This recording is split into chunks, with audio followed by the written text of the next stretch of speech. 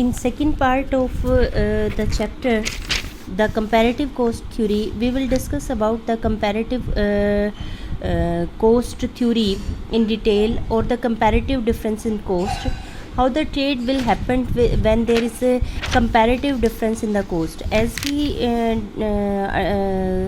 discuss the case of absolute difference in cost in our previous video. Now the topic we undertook is the comparative difference in cost. What will happen to the trade when there is a comparative difference in cost? What is the theory of comparative difference in the cost? जैसा कि हमने पिछले video में किया था absolute coast difference का case, जो कि एडम स्मिथ के द्वारा दिया गया था, उसके कंट्रेरी जो है एम्पिरिकल डाटा जब इकट्ठा किया गया तो ये पाया गया कि एब्सोल्यूट कोस्ट डिफरेंसेस ना होने के बावजूद भी देशों के बीच में व्यापार होता है। तो रिकार्डो ने जो कॉन्सेप्ट दिया था कंपैरेटिव डिफरेंस इन कोस्ट का, तो इसके अनुसार क्या था कि कोई भी राष्ट्र मान लीजिए दोनों वस्तुओं के उत्पादन में वहाँ पर लागतें दूसरे राष्ट्र की तुलना में कम है, अर्थात वो उस राष्ट्र के लिए दोनों वस्तुओं का उत्पादन में लाभ जो है उसके बावजूद भी वो राष्ट्र जो है वो दोनों राष्ट्र और दूसरे राष्ट्र को दोनों वस्तुओं के उत्पादन में तुलनात्मक रूप से हानि रहती है, उसके बावजूद भी दोनों राष्ट्र जो है अंतर्राष्ट्रीय व्यापार में एंटर करते हैं, प्रवेश करते हैं। और उसका जो आधार होता है वो ये होता है कि जो राष्ट्र जिस राष्ट्र को तुलनात्मक लाभ होता है दोनों वस्तुओं के उत्पादन में दूसरे राष्ट्र की तुलना में, वो उन दोनों में से उस वस्तु का निर्यात करेगा जिस वस्तु के उत्पादन में उसका तुलनात्मक लाभ दूसरे राष्ट्र से ज़्यादा होगा, और उस वस्तु का आयात करेगा जिसमें दूसरे राष्ट्र की तुलना में तुलनात्मक लाभ कम होगा। और दूसरा राष्ट्र जिसको दोनों वस्तुओं के उत्पादन में हानि रहती है वो उस वस्तु का निर्यात करेगा जिसमें उसकी तुलनात्मक हानि कम रहती है, और उस वस्तु का आयात करेगा जिसमें उसको तुलनात्मक हानि ज़्यादा रहती है। इसको हम एक एग्जाम्पल के द्वारा भी समझ सकते हैं। बेस्टवेल ने कुछ इसका एग्जाम्पल दिया है, ये आप इसको रीड कर सकते हैं, ये कोई ज़्यादा इम्पोर्टेंट नहीं है। हम अपने जो थ्योरी है उसके अकॉर्डिंगली डिस्कस करते हैं। ये टेबल मैं आपको दिखा रही हूँ, ये टेबल है तुलनात्मक कंपैरेटिव डिफरेंस इन कोस्ट।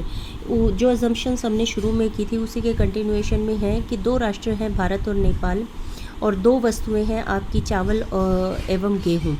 तो दोनों राष्ट्र जो है भारत और नेपाल, दोनों के अंदर यदि चावल और गेहूं दोनों वस्तुओं का उत्पादन किया जाता है तो भारत के अंदर चावल उत्पादन की जो एक श्रमिक का एक दिन का उत्पादन है, दोनों श्रमिकों को दोनों राष्ट्रों के अंदर जो वेजेस दी जाती है, मजदूरी दी जाती है, जैसा कि हम जानते हैं रिकार्डो जो है लागतों को लेबर कोस्ट के रूप में काउंट करते हैं। तो एक श्रमिक का एक दिन का उत्पादन, उनको दोनों को मजदूरी सेम दी जाती है दोनों राष्ट्रों के अंदर, तो उसका उत्पादन उसी श्रमिक का भारत के अंदर जो उत्पादन है एक दिन का चावल का वो 10 इकाई उत्पादन करता है, और गेहूं की भी यदि उसको गेहूं के उत्पादन में लगाया जाता है तो भी वो 10 इकाई उत्पादन करता है।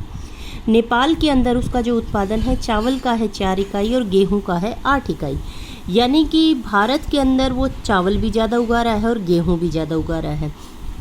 चावल का उत्पादन दोनों राष्ट्रों में जब हम करते हैं, शुरू में हम सिर्फ इस हिस्से को कंसीडर करते हैं, भारत के अंदर उस श्रमिक का चावल का उत्पादन है 10 इकाई और नेपाल के अंदर चावल का उत्पादन है 4 इकाई, यानी कि भारत में उसका उत्पादन ज़्यादा है। कितनी इकाई ज़्यादा है? 10 में से 4 गए, 6 इकाई ज़्यादा है।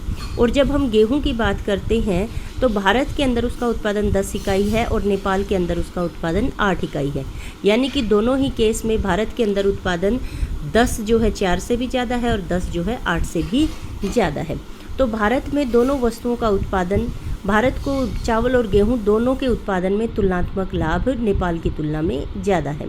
तो तुलनात्मक एब्सोल्यूट कोस्ट थ्योरी के हिसाब से तो भारत को ही दोनों वस्तुओं का निर्यात करना चाहिए और नेपाल को दोनों वस्तुओं का आयात करना चाहिए। लेकिन कंपैरेटिव कोस्ट थ्योरी, लेकिन व्यापार का मतलब तो ये है कि आप एक वस्तु दो और दूसरी वस्तु लो। तो रिकार्डो कहते हैं कि यहाँ पर भी अंतर्राष्ट्रीय व्यापार हो सकता है। कैसे हो सकता है? भारत देखेगा कि दोनों वस्तुओं में से किस वस्तु के उत्पादन में मुझे तुलनात्मक लाभ ज़्यादा है। चावल के केस में देखिए नेपाल से कितना लाभ ज़्यादा है, 6 इकाई, और गेहूं के उत्पादन में है 2 इकाई। तो तुलनात्मक लाभ कहाँ है? 10 घटा में 4 और 10 घटा में 8। तो चावल में उसका लाभ है 6 इकाई का और गेहूं में उसका लाभ है 2 इकाई का, तो 6 ज़्यादा है। तो सीधी सी बात है, भारत को स्पेशलाइजेशन किस में करना चाहिए? चावल के उत्पादन में, क्योंकि यहाँ पर उसका तुलनात्मक लाभ ज़्यादा है और गेहूं के केस में उसका तुलनात्मक लाभ केवल 2 इकाई का है। अब बात करते हैं नेपाल की। बात करें नेपाल जो है, दोनों ही वस्तुओं के केस में उसकी तुलनात्मक हानि है। चावल में उसकी हानि कितनी है? 6 इकाई, और गेहूं में उसकी कितना नुकसान है? 10 घटा में 8, 2 इकाई। तो हानि तो उसको दोनों में है, लेकिन गेहूं में उसकी तुलनात्मक हानि कम है। तो नेपाल को जो है किसका व्यापार करना चाहिए? नेपाल को गेहूं का उत्पादन करना चाहिए, गेहूं में स्पेशलाइजेशन करना चाहिए और गेहूं का निर्यात करना चाहिए। और अंतर्राष्ट्रीय व्यापार के बाद स्थिति क्या होगी? भारत अपने दोनों लेबर को गेहूं से हटाकर चावल में लगा देगा, और चावल का उत्पादन भारत के अंदर कितना हो जाएगा? दोनों लेबर जब वहाँ लगती हैं तो 10 इकाई। और नेपाल को किस में स्पेशलाइजेशन करना चाहिए? विशिष्टीकरण करना चाहिए 16 गेहूं में। गेहूं की इकाई 16 इकाई हो जाएंगी, और ये देखिए यहाँ पर 16 इकाई। और चावल का उत्पादन नेपाल को नहीं करना चाहिए। तो अब क्या स्थिति रहेगी? भारत के अंदर तो 10 इकाई चावल का उत्पादन बढ़ गया है, और नेपाल के अंदर 4 इकाई चावल का उत्पादन घट गया है। भारत के अंदर 10 इकाई गेहूं का उत्पादन घट गया है और 8 इकाई गेहूं का उत्पादन बढ़ गया है। तो यहाँ पर गेन फ्रॉम ट्रेड क्या होगा? गेन फ्रॉम ट्रेड होगा नेट। पहले यहाँ पर कई चीज़ें अंतर्राष्ट्रीय व्यापार के बाद देखने को आती हैं। सबसे पहली तो दोनों वस्तुओं का पूरे विश्व के अंदर उत्पादन बढ़ जाएगा। चावल का कितना होता है? तो दोनों देशों का मिलाकर 14, अब कितना हो रहा है? 20। गेहूं का पहले कितना होता था? 18, अब कितना हो रहा है? 16। यानी कि गेहूं का उत्पादन हालांकि घट गया है, लेकिन यहाँ पर जो है साधनों का स्पेशलाइजेशन, जो नेट गेन है चावल के रूप में, जो नेट गेन है वो गेहूं के लॉस से ज़्यादा है। अर्थात यानी कि अब यदि हम संसाधनों का आवंटन देखें तो अब ज़्यादा एफिशिएंट डिस्ट्रीब्यूशन है। अब हम दोनों राष्ट्रों के अंदर एक्सचेंज रेट देखेंगे कि दोनों राष्ट्रों को इस अंतर्राष्ट्रीय व्यापार से फ़ायदा क्या हुआ। फ़ायदा जब काउंट किया जाएगा जब उन देशों को जो प्राप्त करने की, व्यापार से पहले जिस कीमत पर जो वस्तु मिल रही थी, क्या व्यापार के बाद भी उस कीमत पर मिल रही है। अर्थात भारत को यहाँ पर हमने देखा एग्जाम्पल में चावल के उत्पादन में तुलनात्मक लाभ अधिक है। तो भारत यदि चावल का उत्पादन करता है तो उसको गेहूं का आयात करना पड़ेगा। तो यदि वो गेहूं के लिए जो कीमत चुका रहा है चावल के रूप में, यदि वो पहले की तुलना में अगर कम होती है, एक्सचेंज रेट डोमेस्टिक जो घरेलू कीमत थी उसको डोमेस्टिक एक्सचेंज रेट बोलेंगे। यदि अंतर्राष्ट्रीय व्यापार के बाद वो डोमेस्टिक एक्सचेंज रेट से कम कीमत पर उनको अगर गेहूं मिलता है तो उनके लिए अंतर्राष्ट्रीय व्यापार में घुसना फ़ायदेमंद रहेगा। इसी प्रकार नेपाल को यदि चावल जो है डोमेस्टिक एक्सचेंज रेट व्यापार से पहले जिस कीमत पर, जिसको हम डोमेस्टिक एक्सचेंज घरेलू इसको बोलते हैं घरेलू लागत अनुपात जो है, अगर उसे कम कीमत पर अब अगर चावल मिल रहा है अंतर्राष्ट्रीय व्यापार के बाद, तो उसके लिए व्यापार में घुसना फ़ायदेमंद होगा। अब हम वो घरेलू कीमतें डोमेस्टिक एक्सचेंज रेट कैसे निकालेंगे? पहले हम भारत के अंदर निकालते हैं चावल की और गेहूं की क्या आती है।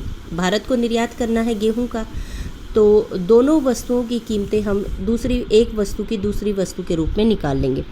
तो चावल लागत का अनुपात पहले हम दोनों देशों के अंदर निकालेंगे। भारत में पहले तो हम तुलनात्मक लाभ देख रहे हैं ना, भारत में 10 इकाई और नेपाल में 4 इकाई, 10/4 करेंगे तो भारत की 1 इकाई चावल नेपाल में जितने में 1 इकाई चावल उत्पादित करते हैं, भारत के अंदर 2.5 इकाई हम चावल की उत्पादन करेंगे। और ये तुलनात्मक लाभ निकाल रहे हैं। यहाँ पर हम क्या निकाल रहे हैं? तुलनात्मक लाभ। मैंने आपको सिंपल बता दिया कि 10 और 4 का डिफरेंस ले लेंगे, 10 और 8 का। यहाँ पर 10 और 4 की रेशो थी, तो 1 के साथ रेशो निकालेंगे तो क्या निकालेंगे? मतलब कि 4 इकाई चावल की बराबर है 10 इकाई के, तो 1 इकाई कितने के बराबर होगी? 2.5 के। और इसी तरीके से गेहूं की 8 इकाइयाँ तो भारत के 10 इकाई गेहूं के बराबर है, तो नेपाल की 1 इकाई गेहूं भारत के कितने इकाई गेहूं के बराबर होगी? 1.25 के बराबर होगी। तो यहाँ पर भारत को इसमें 2.5 गुना फ़ायदा है और इसमें 1.25 गुना फ़ायदा है, 1 इकाई के हिसाब से। देखिए एग्रीगेट भी निकाल सकते हैं और इस तरीके से पर यूनिट भी निकाल सकते हैं। तो 2.5 रुपये यहाँ पर 2.5 इकाई का फ़ायदा है, यहाँ पर 1.25, तो यहाँ पर बेनिफिट ज़्यादा है तो भारत इसका निर्यात करेगा। नेपाल को दोनों में हानि है, यहाँ 2.5 गुना की, यहाँ 1.25 गुना की, तो 1.25 गुना की हानि कम है, तो नेपाल जो है गेहूं का उत्पादन करेगा। तो ये तो है उनके तुलनात्मक लाभ। यहाँ भारत को दोनों में फ़ायदा है, तुलनात्मक फ़ायदा चावल में है, तो भारत जो है चावल का निर्यात करेगा। नेपाल को दोनों वस्तुओं के उत्पादन में हानि है, लेकिन तुलनात्मक हानि किस में कम है? वो है आपकी गेहूं में, तो वो गेहूं का निर्यात करेगा। तो तुलनात्मक लाभ यहाँ से ये तो पता लग गया हमें इस रेशो से कि भारत और नेपाल कौन सा राष्ट्र किस वस्तु में उसको तुलनात्मक हानि अधिक है या तुलनात्मक हानि कम है या तुलनात्मक लाभ ज़्यादा है, तो वो उसी का निर्यात करेगा।